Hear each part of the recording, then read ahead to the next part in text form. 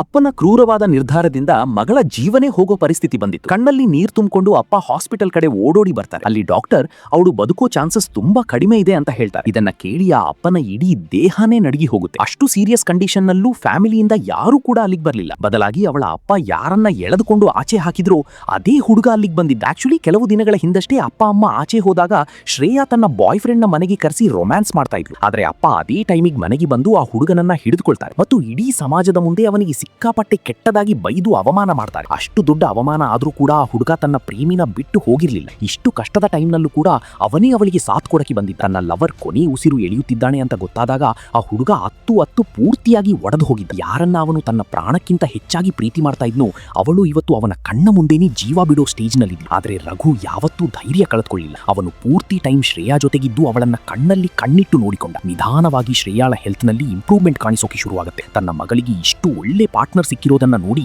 ಅಪ್ಪನಿಗೆ ತಾನು ಮಾಡಿದ್ದ ದೊಡ್ಡ ತಪ್ಪಿನ ಅರಿವಾಗುತ್ತೆ ಮತ್ತು ಅವರು ಒಳಗಿಂದೊಳಗೆ ಸಿಕ್ಕಾಪಟ್ಟೆ ಪಶ್ಚಾತ್ತಾಪ ಪಡ್ತಾರೆ.